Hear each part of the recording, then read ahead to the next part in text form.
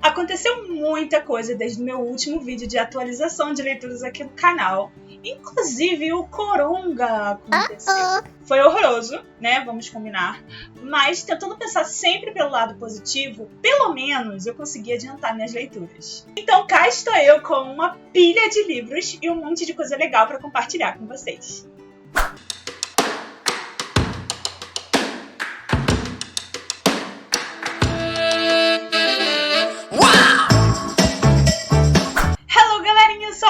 Sejam muito bem-vindos a mais um vídeo aqui do De Livro em Livro e eu vim compartilhar com vocês as minhas últimas leituras. São um total de 8 livros, sendo que um deles é um calhamaço que vale por 3. Uau! Então tem bastante coisa legal aqui pra compartilhar com vocês. Só dando um aviso, galera, eu voltei com as lives de leitura lá na Twitch, então se vocês quiserem ler juntinho comigo, eu sempre tô fazendo live lá. Fiquem ligados no meu Instagram, que eu sempre aviso quando vai ter. Por enquanto eu tô de férias, então eu ando fazendo live de segunda a sexta às 8 da noite. A melhor maneira de se manter informado é lá pelo meu Instagram, que vai estar passando aqui embaixo, então me sigam por lá também. E lembrando que todas essas leituras eu compartilho muita coisa lá no Scoob. Gente, o Scoob é uma plataforma que eu uso bastante. Eu sei que a galera tem uma guerra entre Goodreads e Scoob, né? Mas eu gosto muito mais de usar o Scoob, apesar de eu saber das funcionalidades que funcionam melhor no Goodreads. Se vocês quiserem ficar sabendo ali certinho onde eu tô, o que eu tô achando do livro, o Scoob é a melhor maneira de vocês saberem. Fica aqui embaixo no meu box de descrição todas as minhas redes sociais,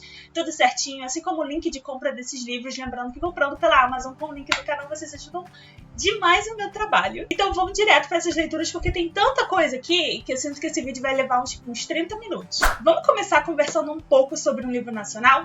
Então vamos falar de Se a Casa 8 Falasse, do Vitor Martins. Esse livro aqui, ele é um contemporâneo LGBTQIA+, com uma narrativa super gostosinha e super rapidinha de ler. Um livro que vai traçando histórias paralelas dos moradores dessa casa, da casa número 8 da Rua do Girassol, ao longo dos anos. Então conta um pouco das suas particularidades, das suas dificuldades, dos seus medos e também da forma como eles escolhem enfrentar esses medos, cada um de um jeito diferente. E como tudo isso, de certa maneira, faz parte da história dessa casa. Então a casa é um personagem muito importante no livro. E por isso que é tão interessante como essa casa tem voz na própria história, na narrativa, e ela vai contando um pouco de si e um pouco deles. Além de ter um humor super gostosinho, eu dei várias risadas. Tem seus momentos engraçados, tem seus momentos emocionantes. O Vitor acaba também abordando aqui um pouquinho desse momento caótico que foi o início da pandemia, né? Então a gente se vê ali muito envolvido na história, porque é algo que a gente viveu também, e a gente se identifica com a situação dos personagens da família no momento em que tá todo mundo separado, você não consegue visitar a família, você não consegue ver a família,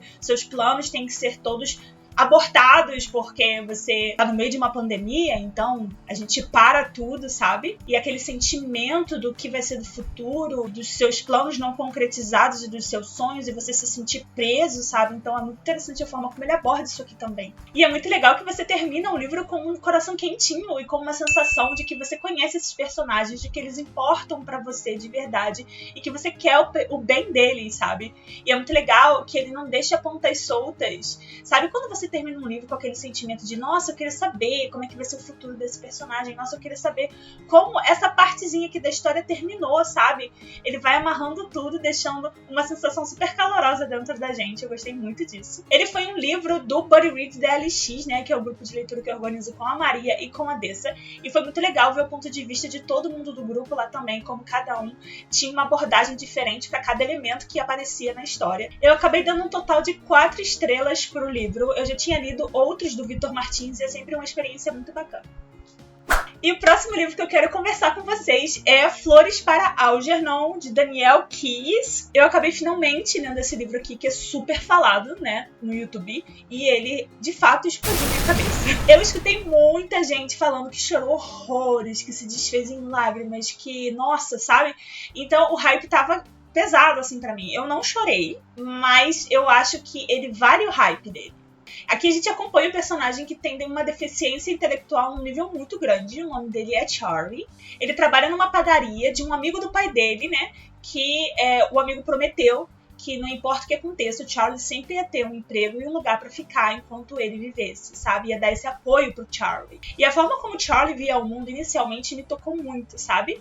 Como a inocência é tão grande com uma alegria tão grande nas melhores coisas. Todo mundo era amigo, todo mundo queria o bem dele, ele ria e sorria com os outros. A coragem dele, a vontade dele de aprender, mesmo com todas as dificuldades que ele tinha. Tudo isso sempre esteve muito presente na personalidade do personagem e isso me envolveu demais. O Charlie acaba fazendo então parte de uma seleção onde eles estão planejando essa cirurgia, que é um experimento ainda, em que vai fazer com que as pessoas com dificuldades intelectuais se tornem muito inteligentes. Então, como esse experimento ainda está em teste, né, ele vai ser o primeiro humano que vai fazer essa cirurgia. Antes disso, eles só trabalharam em ratos de laboratório. E dentre esses ratos, o que mais demonstrava, né, conseguir esse nível exato de evolução era o Algernon. Então, durante toda essa história, a gente vê essa comparação entre o Algernon e o Charlie, né? Porque eles dois fizeram parte desse mesmo experimento, então a gente vai vendo a evolução de cada um deles, eles vão sendo constantemente comparados, e até no começo do livro eu pensava que Algernon era o nome do personagem principal, né, mas no caso não, é o ratinho, que não deixa de ser também um dos personagens principais, né? E aí que Charlie começa a desenvolver uma inteligência sem precedentes, ultrapassando todos os cientistas, todos os pesquisadores e todo mundo envolvido nesse experimento. E a gente vai vendo como isso também afeta a forma do Charlie enxergar o mundo. O que inicialmente era de um jeito, passa a ser de outro completamente diferente. Então o livro, ele na verdade é como se fosse um diário de cirurgia, sabe? Do Charlie. E ele começa a escrever antes do experimento e durante todo o processo depois da cirurgia, né? Conforme ele vai evoluindo intelectualmente. E é muito genial porque isso é demonstrado até através da escrita, sabe? E de fato eu levei um tempinho no começo do livro pra conseguir me habituar, porque no começo do livro o Charlie é antes da cirurgia, o diário começa antes, então tipo, o livro não tem pontuação nenhuma, as frases estão escritas de forma desconexa, as palavras estão escritas errado, então eu levei um tempão pra ler e eu me peguei pensando, caramba, claro que eu sabia disso, mas nesse momento eu senti como pontuação é importante, sabe? Como ajuda a desenvolver a escrita, você entender, compreender o texto melhor. Porque foi bem difícil ler as primeiras páginas. Mas isso é um ponto muito positivo, porque o autor fez a gente realmente se sentir ali na situação do Charlie dessa maneira. É genial. Ele não só conta a história, né? Ele faz a gente vivenciar a história até na escrita. O livro tem diversas críticas sociais que faz a gente pensar também e questionar muito da nossa inteligência emocional também, sabe? Sobre como o nosso conhecimento afeta a forma da gente enxergar o mundo, as situações, as pessoas. E como a gente valoriza um certo tipo de inteligência, mas no fundo, será que isso é tão bom assim?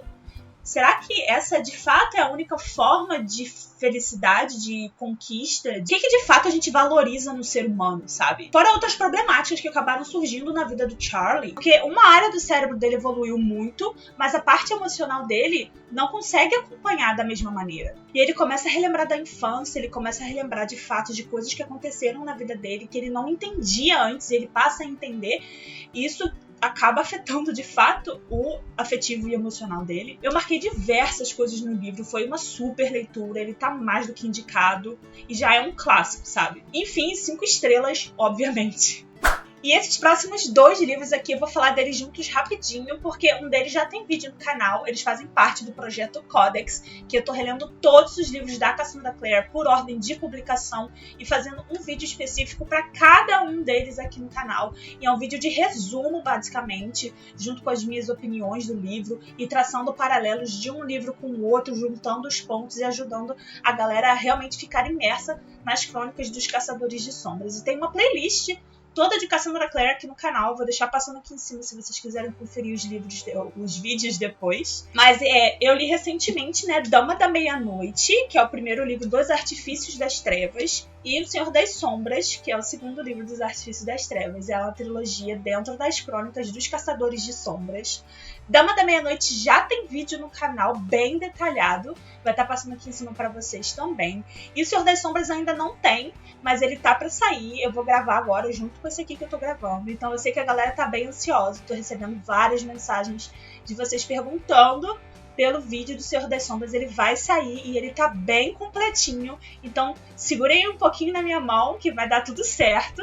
E vai preparando a pipoca também, porque vai ser um vídeo bem longo. Mas eu não tenho nem o que dizer sobre esses livros, né? Completamente apaixonada pela série. da Cassandra Clare, todos esses livros dentro das crônicas. Eu sou a própria Ray Sandra Clare, de fato, muito fã. E tá sendo uma alegria reler esses livros, e eu tô lembrando o quanto eu amo e amando mais ainda, porque lendo agora um atrás do outro, eu tô conseguindo pegar melhor as referências, sabe? E fazer os vídeos do canal também me ajuda a pensar e refletir sobre a história, para organizar o roteiro, e isso tá me fazendo ficar bem mais imersa ainda nos livros. Então, gente, tudo pra mim. Agora vamos falar de uma leitura que não foi tão feliz assim pra mim. Infelizmente, eu tava com bastante expectativa, mas eu não gostei tanto quanto eu achei que eu fosse gostar. Agora, eu vou tentar falar desse livro da melhor maneira que eu puder falar dele, mas já faz um tempo que eu li, então assim, eu não me lembro exatamente dos mínimos detalhes, até porque ele não foi tão memorável assim, mas eu vou tentar falar de tudo assim do que eu me lembro, que eu fui sentindo durante a leitura. Lembrando, galera, é a minha opinião, com todo respeito a todo mundo que adorou esse livro, tá tudo certo, tá? Foi a minha experiência, não rolou tanto assim pra mim. Eu tô falando de Destruidor de Mundos, da Victoria Aveyard. Eu adoro a Victoria Aveyard, adorei a série da Rainha Vermelha, por isso que eu tava com bastante expectativa em relação a Destruidor de Mundos, mas infelizmente não rolou muito pra mim. O começo do livro ele até foi bem interessante, a ambientação tava assim, ó, on point. Os personagens eram super intrigantes, a história também era. A gente pega um pouquinho de mitologia, que também tem um ar bem épico, sabe? Uma luta entre mundos e seres de outros planetas, que eles são lendários e vivem entre nós, meros mortais. Ele tem um começo bem forte, com uma cena bem forte de ação, sabe? E a autora só vai assim, jogando um monte de informação em cima da gente, sem nem se preocupar em explicar. Tipo assim, vai, ó, toma essa informação aqui, vai lendo, que você vai entender quando der. Eu lembro que eu até comentei no Scooby que fazia muito tempo que eu não lia um livro de fantasia em que eu me sentisse totalmente perdida. Porque eu tô habituada a ler fantasia. Então, apesar dos livros serem diferentes, os universos serem diferentes, tem uma certa estrutura. E você já, depois de muito tempo lendo, você já tem mais uma facilidade de se situar nos universos, sabe? Mas eu fiquei totalmente perdida lendo esse livro. Porque tinha muita informação, tinha muito personagem e pouquíssima explicação.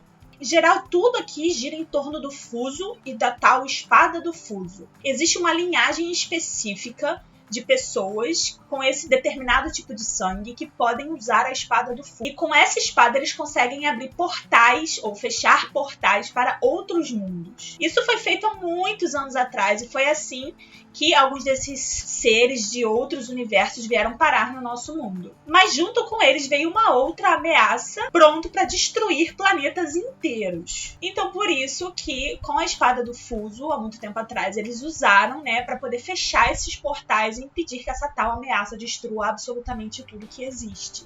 Só que agora os vilões dessa história estão aí tentando reabrir esses portais para os outros mundos, essas passagens para o multiverso. E a partir disso, com capítulos que tem um ponto de vista de cada um dos personagens, eles vão se reunir aí em um grupo, tipo a Sociedade do Anel, para poder tentar salvar o mundo. E é um grupo meio desordenado, já que de fato os heróis do outro mundo foram todos mortos. E uma das meninas, que é a principal, que ela é filha de uma pirata, ela tem um tal sangue necessário para usar a Espada do Fuso, mas ela sempre foi super protegida pela mãe dela. E agora ela tá aí, soltando o mundo à busca de aventura, já que ela passou tanto tempo reprimindo esse sentimento, né, que ela tinha de conhecer o mundo, de desvendar, de viver suas próprias aventuras, que a mãe dela vivia no mar, né? E ela vai ser a responsável por fechar esses fusos que foram abertos. E é basicamente isso, eu acho. Essa foi uma resumida muito, muito resumida, porque assim, me levou muito tempo pra entender, pra conseguir fazer senso da história. Como eu disse, é um monte de informação jogada que você fica aí tentando catar ao longo da história. Ele começou muito bem, ele foi ficando muito denso, muito arrastado, eu já não tava mais aguentando. Chegou uma hora que eu achei que eu fosse parar de ler, eu ia desistir, mas eu dei uma forçadinha e aí eu consegui finalizar. Eu não consegui me afeiçoar aos personagens, eles são muitos personagens, e nem é pelo fato deles serem muitos, porque, né, fantasia, a gente tá acostumado a muitos personagens, mas eles não são aprofundados o suficiente pra fazer com que eu me apegue a eles.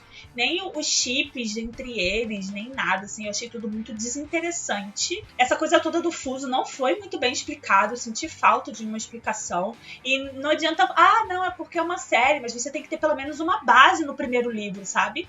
Pra você ficar curioso o suficiente pra ler o resto. Mas assim, não foi uma leitura de todo ruim. Tiveram uma coisa ou outro, um elemento ou outro ali que salvaram. E entre toda essa gama de personagens, teve um ou dois que a autora pegou pra realmente aprofundar, sabe? E aí tiveram traços na personagem principal que eu gostei bastante, dessa coragem dela e de enfrentar as coisas, de conhecer o mundo, de se aventurar, sabe? Sair da sombra da mãe dela, que já é uma lenda. Gostei que ela não ganhou nada de mão beijada, que ela tá lutando pra conquistar as habilidades e as coisas aos pouquinhos. Um dos personagens mais velhos também é interessante, o Dom, que ele também foi um pouquinho melhor trabalhado do que os outros. Ele é um desses lendários de outro universo que acabou ficando preso aqui. A história dele é interessante, a personalidade dele é interessante também. E fora esses dois, só a assassina.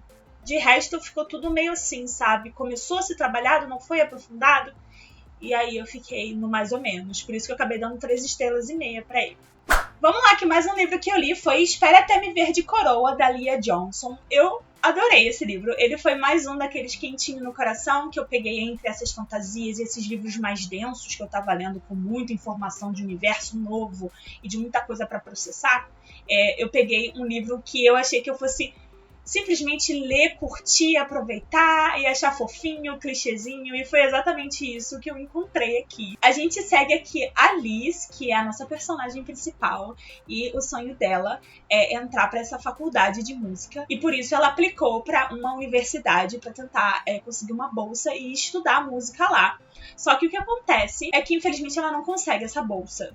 E com isso ela acaba se inscrevendo para esse concurso de rainha do baile contra a sua vontade, na verdade. O irmãozinho dela fica ali insistindo, deu essa ideia para ela, porque quem é escolhida rainha do baile ganha uma bolsa em dinheiro, e com esse dinheiro ela conseguiria ir para a faculdade. E aí ela acaba entrando nessa, embarcando nisso mesmo com muito medo, porque ela não quer se destacar, ela não quer ser o centro das atenções, ela não sente que se encaixa ali na escola, junto com os amigos dela, ela sente que às vezes tem que forçar a seguir um padrão de sendo uma pessoa que ela de fato não é. Essa coisa de que no fundo você sabe quem você é, mas você fica se forçando a ser uma outra pessoa para poder se misturar num grupo que de fato não tá se importando muito. Esse sentimento que a gente tem principalmente na escola, mas que na verdade ele não vai embora, mesmo quando você se torna adulto, é uma coisa que a gente tem que ficar constantemente desconstruindo, né? Mas ao mesmo tempo, ele também tem um dos chips mais fofinhos do mundo, que é o dela e da Mac, que é uma outra personagem que aparece aí de transferência na escola e que também tá participando desse concurso aí pra rainha do baile. E é muito refrescante a forma como essa história ela é abordada, porque ela vai naquele climinha de sessão da tarde muito gostosinho, daquele romance super fofo que você torce. E até as problemáticas desse livro são abordadas de uma maneira diferente, em que destaca a importância de sempre manter esse assunto em pauta de racismo e preconceito, mas ele é abordado sempre de uma forma levando muito para um lado positivo, sabe? A questão toda com o irmão da personagem principal também, que ele tem uma doença que se chama anemia falciforme, e é muito interessante ver como esse arco vai se desenvolvendo ao longo do livro. Fora a questão dela com a melhor amiga dela, sabe? Que várias vezes eu queria esganar a melhor amiga dela, porque ela tava dando uns conselhos muito errados ali e forçando a Liz a muita coisa que não era legal. E é muito legal ver como a própria autora abordou isso de uma maneira, fazendo a gente sentir a repulsa do que a melhor amiga dela estava fazendo por aquele momento,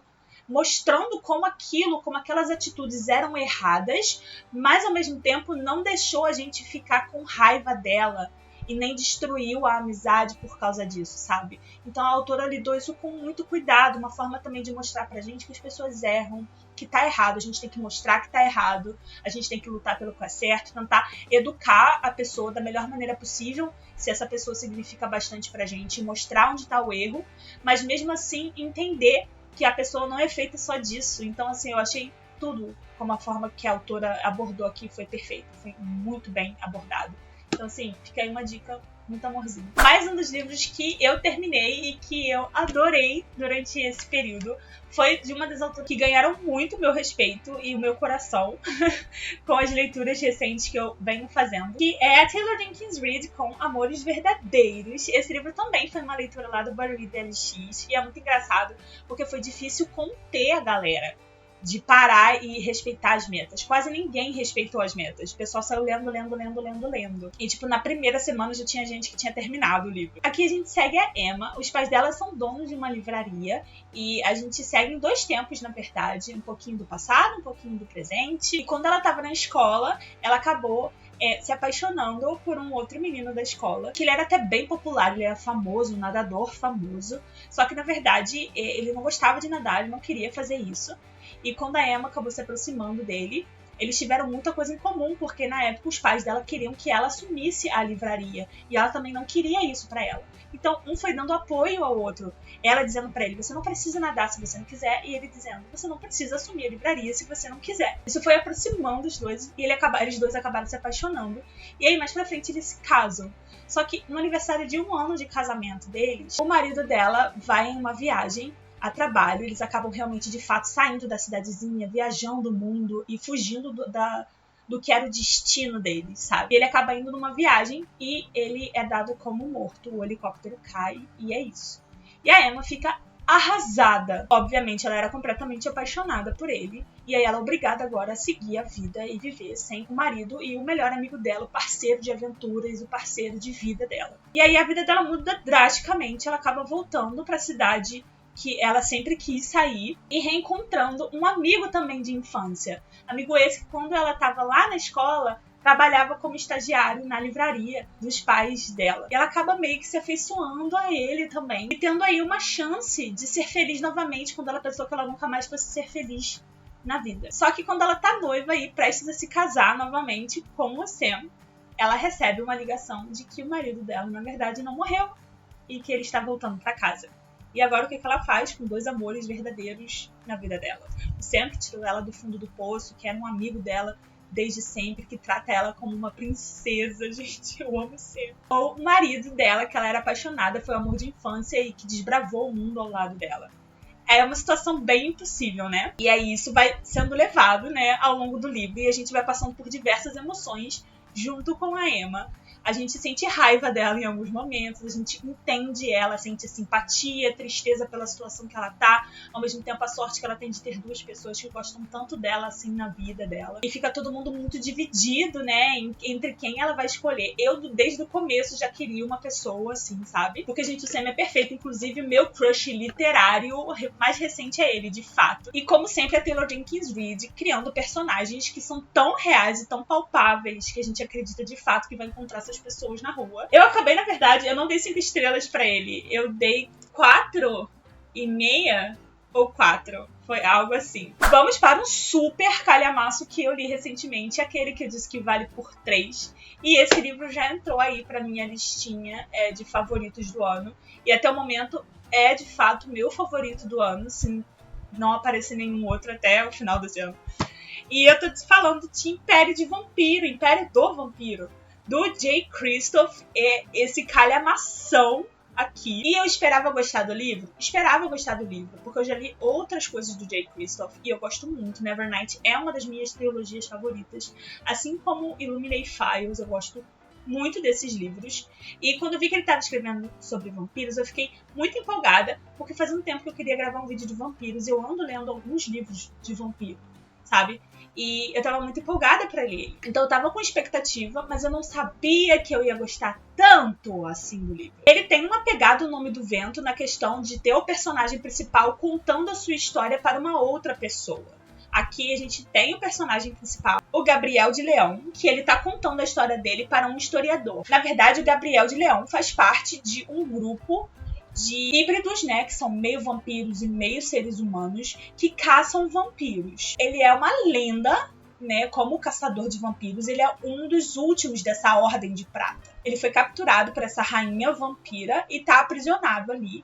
E ele meio que é obrigado a contar a história dele para esse tal historiador que senta ali com ele e diz que já que ele tá sentenciado à morte, agora o que resta é ele contar a história dele, como ele passou de uma lenda a alguém nessa decadência tão profunda em que ele está agora. E aí o Gabriel começa a contar a história dele. Então a gente tem o livro narrado em vários tempos diferentes, né? A gente tem o livro narrado no momento que ele está ali preso, sentenciado à morte, e aí depois ele volta no tempo para contar da infância dele, como ele descobriu que ele era meio vampiro, meio humano, como é que foram esses primeiros momentos, o momento em que ele finalmente é encontrado por essa tal ordem de caçadores e é levado para uma escola, né, um treinamento militar, né, para esses caçadores de vampiros. Só que ele também corta a história aí e vai um pouquinho mais na frente. É o momento em que ele começou a se envolver com um tal Graal, que é um objeto sagrado que dizia-se na história que seria o fim dos vampiros, sabe?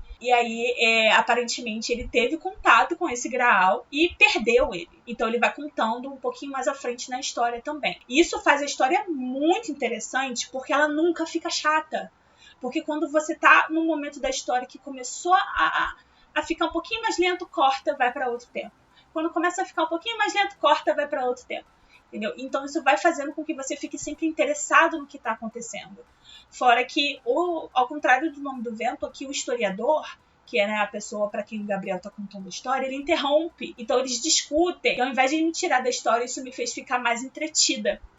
E eu achei um elemento interessante que o autor colocou. E ele trata de tanta coisa bacana aqui no meio dessa história. Gente, eu marquei muita coisa. Eu não sei se vai dar para ver, mas eu marquei muita coisa nesse livro. Porque tem partes dele, tem frases, tem diálogos que eu ficava de queixo caído. De como ele conseguia abordar certos assuntos de uma maneira tão incrível no meio de um livro épico de fantasia, de vampiro.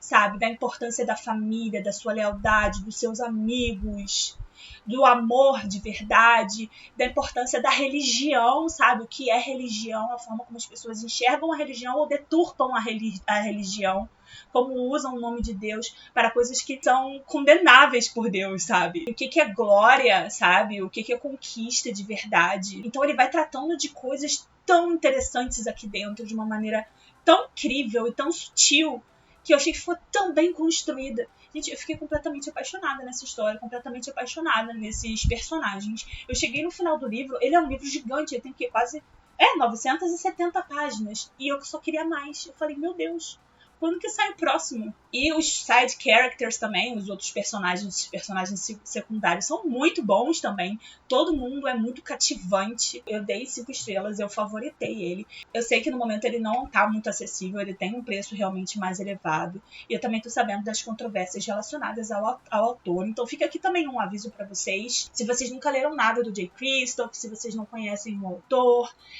e você gosta de se informar mais sobre o autor antes de pegar uma obra dele e tudo mais, ele tem algumas questões relacionadas a ele. Então dá uma pesquisadinha. Pra finalizar esse vídeo, que eu sinto que eu tô aqui há 5 horas falando, um dos últimos livros mais recentes que eu li foi Renegados, da Marissa Meyer. E, gente, muito animada, muito feliz com essa leitura.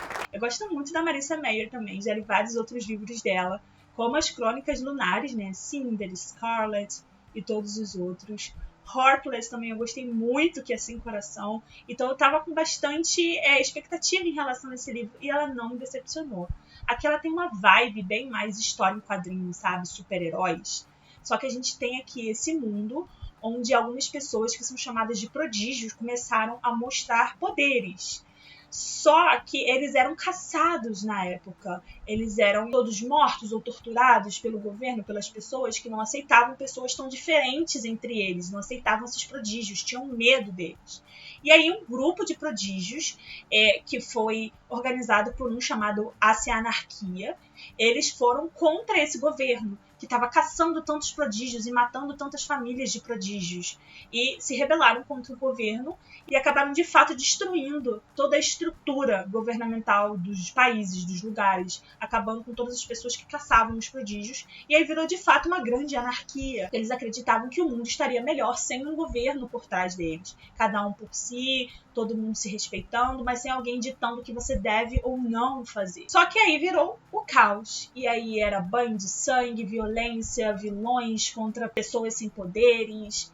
E com isso acabou surgindo um outro grupo de prodígios chamados Renegados, que foram contra esses anarquistas, o Ace-Anarquia e os outros, para poder destruir isso e criar um novo governo para tentar organizar o mundo, que agora não tinha governo nenhum. E é assim que surgiram os Renegados, que são a central estrutura política e governamental do mundo atualmente. E a gente segue a Nova, que é uma prodígio, e a família dela foi toda assassinada, e ela foi criada por esse Ace-Anarquia. Então ela tá junto ali com um grupinho de anarquistas, porque ela foi criada por eles depois que todos foram assassinados, e os renegados que tinham prometido proteger a família dela não proteger. Então aí o principal propósito dela é conseguir vingança em relação aos renegados, que eles destruíram os anarquistas, destruíram tudo que as pessoas que ela conhecia tinham construído, mas não protegeram as pessoas da forma como eles dizem que vão proteger, e eles não são os super-heróis que eles acham que eles são. E ao mesmo tempo a gente tem aí também o Adrian, que ele é um renegado, filho dos principais, né,